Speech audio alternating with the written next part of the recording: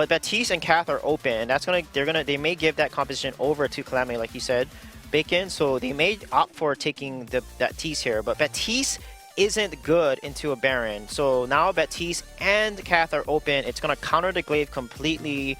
Melee is not good into a Baptiste and Cath. Baron's gonna be well protected. So this is gonna be a very tricky situation if Calamity decides to take this draft. I don't know if Aeon plays Baptiste. We have not seen him play Baptiste.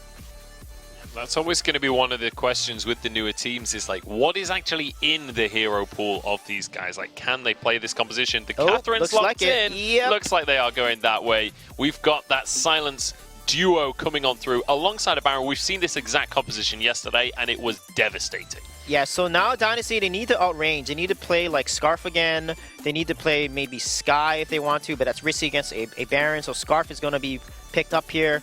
They do have a chance if Scarf pokes, but there's so much CC. Now they're going to cancel this Scarf ultimate like easily now.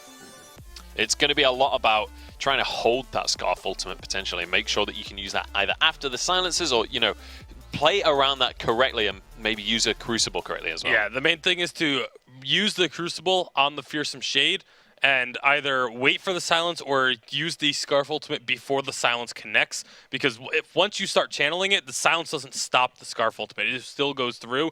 The only thing that will stop it is that Fearsome Shade. All right, we'll see if they can actually get... And like, Scarf versus Baptiste is a matchup we've seen quite a lot, especially in Europe, and like, it's all about whether or not the Fearsome Shade is going to block the Scarf ultimate, and you often see both of them holding on to those ultimates until like until the other has actually used theirs. Yeah, but one Cath gets Echo, she can Echo her stun. So I think Calamity wins this hands down. All right, well, we've got confidence in the Catherine Baptiste combo. We'll see if Mowgli and the squad of Dynasty have what it takes to take it down. Hashtag Vainglory on Twitter. Let us know who you want to take this game. Is it going to go to 3 games? It's time to find out as we head to the Halcyon Fold and jump on into Game 2 between Dynasty and Calamity Reborn.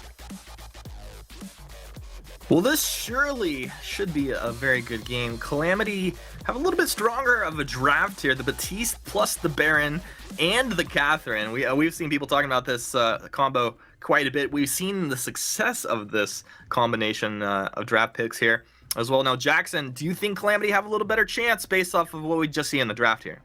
I think the draft for them is great. I also think there are elements of the Dynasty draft I'm not psyched about. Like, I think Glaive, I don't know, it could work, but I'm not that optimistic for it for a few reasons. I'll get into those later on. What I will say, though, is that Dynasty has a composition that, as Europeans, they are very familiar with. This was probably the most popular composition when I started casting Vainglory like 2 years ago. So it's definitely familiarity and comfort for Dynasty. We'll see if they can make it work. This rotation that we've seen a number of teams doing with the Scarf is kind of intriguing to me too, where they have 3 people matched up early on. Mm-hmm. I'm trying to decide whether it's because Glaive is vulnerable to Baron and lane at level 1, or if it's because they think Scarf is vulnerable to jungle pressure early and they want to get Elder Treants. Maybe it's both. Maybe it's 2 birds, 1 stone, but they have hit quite an early level 2 here with Rikomeza. Yeah, they have a nice early level 2. I would lean probably towards Scarf. Or Dayton comes out, stun onto the Scarf. They try to follow. Rikomeza is going to use boots to get back there. It's going to be a very long cooldown, 140 seconds before he can use those boots again, which should make the next few jungle rotations pretty interesting. Yeah, not having boots against the Catherine and Baptiste is a little sketchy. We'll see if Calamity tries to capitalize on that cooldown. They do have some options if they want to, although Mowgli on the Arden is one of the better heroes for helping defend someone from your opponents. Wonder if he'd pick up like a slightly delayed Protector contract. Not the worst idea in the world. We'll see. We'll see. They are going to be getting another Elder Treant, though. Dynasty Gaming have been doing a great job across both games of basically getting this every single time it's off cooldown. So very, very strong stuff. I think Calamity has the option of going kind of aggressive somewhere, and they should take it. We know what happens when Rikomeza hits a late game.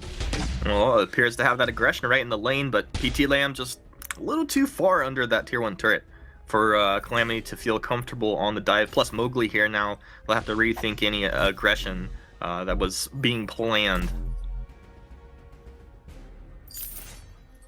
Alright, Calamity, time in their backs here to spend this money. What's Leon going to go for? Looks like he's going for the Starblade first rather than a Tension Bow. I actually like that. I don't think that Tension Bow is required. They're going to have plenty of burst damage, bring up Starblade with Aeon getting a Shatterglass. Again, though, like, there's no punishment for Dynasty trying to take this Tran every single spawn. I think that's a big misstep by Calamity. It's starting to snowball the gold a little bit. 400 in the lead for Dynasty. Yeah, that's pretty much coming exclusively from how effectively they're doing the jungle right now. Yeah, they've been getting a lot. What's kind of confusing to me is Aeon's leveling a little bit better than Riki Mesa. I think maybe that's because he was having some solo rotations through the jungle. But yeah, I think that could be a big part of it. Leon as well is doing a pretty good job of constantly shoving PT Lamb in, and Glaive is not the hero with the easiest farm under turret. So I actually like that Dynasty rotated up here, just to give him some space. Helps PT Lamb get all the farm that he's looking for. I wonder at what point they're gonna actually like pull the trigger and make something happen with this Glaive. Obviously, like, your power spikes don't completely synergize between the Glaive and the Scarf necessarily, but I mean, you can still make things happen. They definitely don't, but it does somewhat depend on how you use Glaive, because yeah, he spikes very aggressively early on with a lot of weapon power, but in the later stages of the game, if someone commits to Riki Mesa and Glaive just afterburns on that target and bursts them, it makes Riki Mesa's life pretty easy for finishing off the kill, or if he's already softened someone up, Glaive can really be the executioner. So compositionally, he has utility in parity with Scarf late game, but in a vacuum, he does spike at a very different time. That is definitely true. I think that just, like, and your analysis is pretty much spot on, but it makes me very curious, like, as far as this itemization, you know, is he going to itemize in a way where he can totally take advantage of that style of play? Because it definitely puts more of the onus on what Calamity Reborn are doing. Are they engaging onto Riki Mesa for what PT Lamb's going to ultimately be doing in and around these fights? I think based on the last game, just as a team, I would expect Calamity Reborn to be the initiators, even if they shouldn't be, because that's what was happening. And that was what makes them fun to watch. Absolutely, right? Like, but it definitely was a mistake last game. Oh boy. Oh, Riki Mesa stunned up and chopped down. They throw the Fearsome Shade just to make sure nobody can follow up. Can't believe it. They had Fearsome Shade before we even had First Blood out on the map, but First Blood going the way of Calamity, a nice clean engage. Yeah, really nice stuff there. The Fearsome Shade doing a lot of work too. They want more. Jump jets, they're on to Glaive. Glaive stunned up. Can they find him? Oh, PT Lamb just barely getting out of there. You can thank Mowgli for the Vanguard later. And you see the minion candy out right here. This is another thing Mowgli was doing last game, balancing these waves out with the minion candy, doing a good job. Dragon's Breath wound up. Rio Rin thinking about Merciless Pursuit, but he's going to dip back the other way. Probably a smart call. And Calamity playing a little bit more cautiously than game one. 6 minutes in, they're up 1-0. Just a very minute overall net worth advantage as well. You know, they are playing a little bit more cautiously, but I think they can afford to make the plays that they're doing and maybe even a little bit more. They have so much damage between Aeon and Leon, with Starblade and Shatterglass now picked up. Really the main items there. Oh, there we go. The gauntlet down. Are you serious? You want to fight under that turret right now? Mowgli making the call, and it goes the other way with PT Lamb melted down to start. No fountain here. Riki Mesa just sitting on a Frostburn, not a huge threat. We'll see what Calamity look to do. It's a pretty short respawn timer, so we should see PT Lamb getting back out into the lane rather quickly. Calamity in the driver's seat at this point. They can really choose if they want to take away some jungle, they want to put some damage out on this turret, they're going to hang around in the lane. That's going to be ordained down onto Riki Mesa and a jump forward. They just blow that dragon up. And now it's Mowgli and PT Lamb in a 3 vs 2. Fearsome Shade blocked off onto PT Lamb. They lose Leon. A little bit surprising that Leon actually goes down there. This is a very different game than last game. It's also a very different, like, Calamity Reborn from yesterday and in Dynasty. I feel like there's some pretty weird things happening. Mowgli's play there to kick that chain of events off is definitely a head scratcher. PT Lamb does not yet have the damage he needs to make that play. I think that he maybe needs one more item to really go for it. Right now, though, things are pretty even between the two teams. I'd say that anytime you're even in the sort of the 10-minute mark-ish area with a Scarf, you're in a good spot. Although I do think compositionally, Calamity has a much better shot in the late game than they did last time around. See if they can make it happen. Item spikes wise, I do want to touch on the fact that now we've got a tension bow on Leon. He's gone for a very bursty build.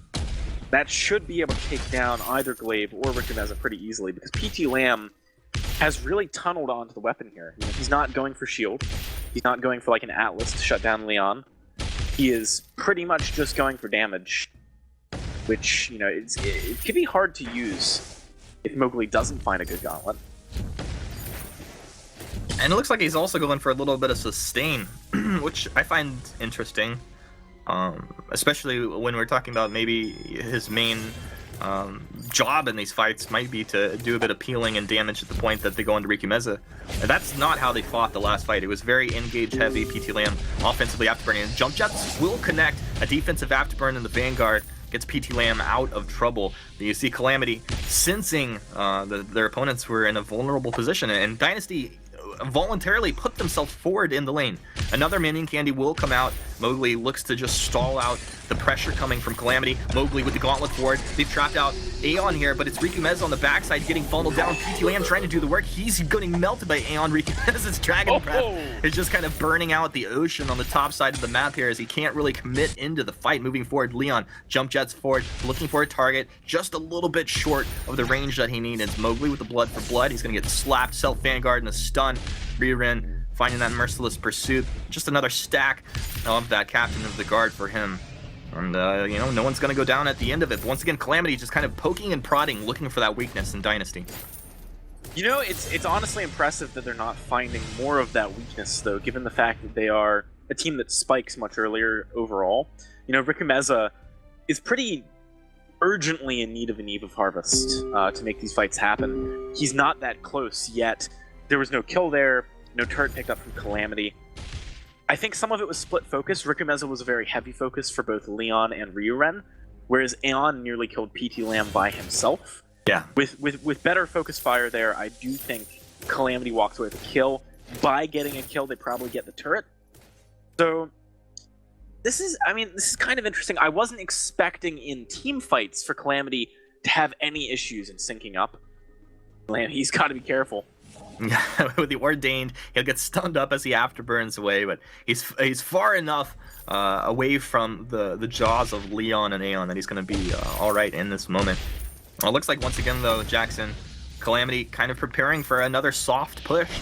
Jump jets forward. That's a noise gauntlet coming out here. I didn't actually even see that. He was item silenced, and they take Rikimeza down because of it. Another jump jets, and Mowgli goes down. That was a surprise no wave coming from Ryuren.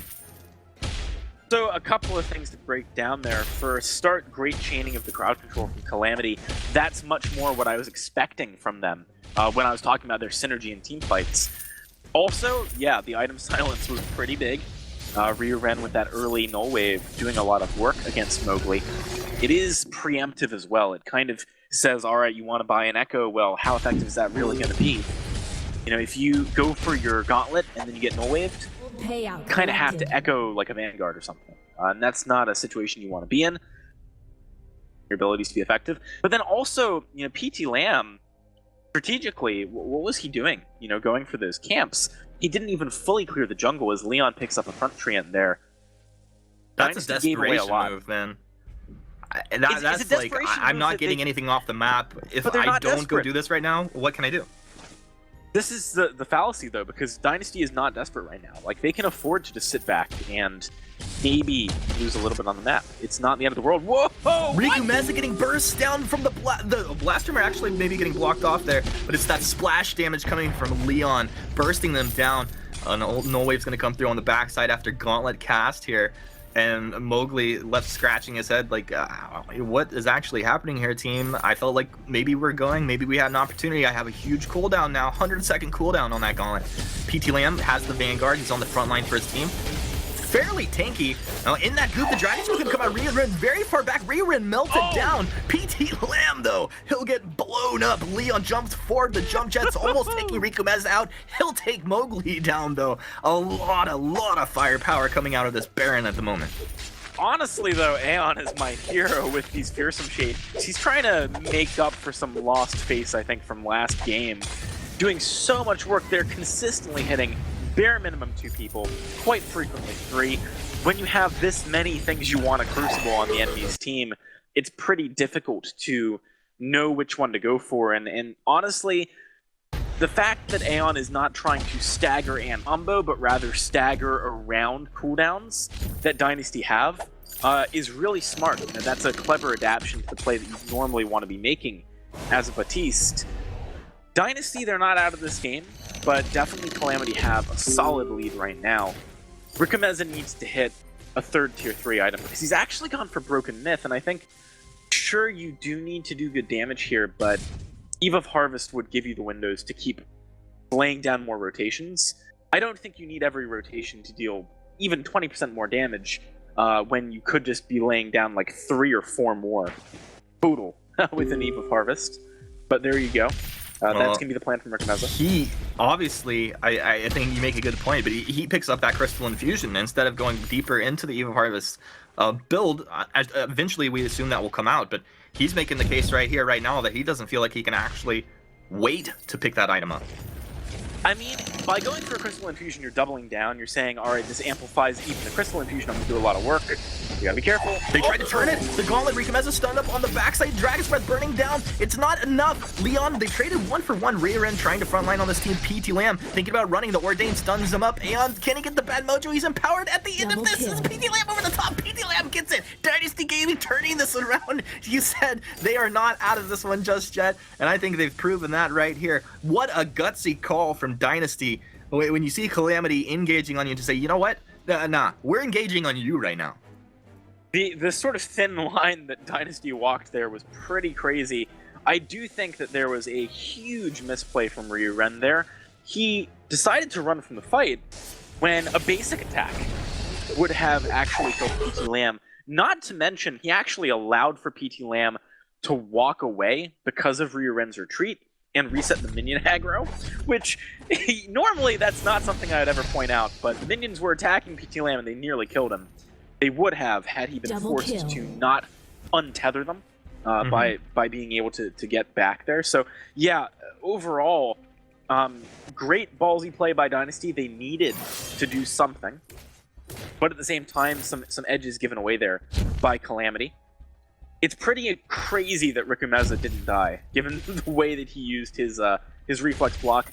I don't dislike saving it for Fearsome Shade, but maybe Mowgli could, you know, give him that Crucible a little bit earlier on. Give him that sweet, sweet Crucible. The thing is, Jackson, man, I love the synergy of the Null Wave Gauntlet with this specific combo of Catherine and the Batiste. Because there's so much that you're thinking about blocking. You've been talking about it in your analysis. Like, you've got to block the Fearsome Shade, you have Ordained, the Merciless Pursuit, Blast Tremor, and that Null Wave Gauntlet can just screw up your whole rotation of how you plan on blocking those abilities. Null Wave comes through, Leon, couple attacks, take Rikomeza down below half health right here. Serious damage output coming out of this Baron at this point. Really, the best thing for Calamity Reborn to do right now, just sidetracking for a second, is just to keep the pressure on.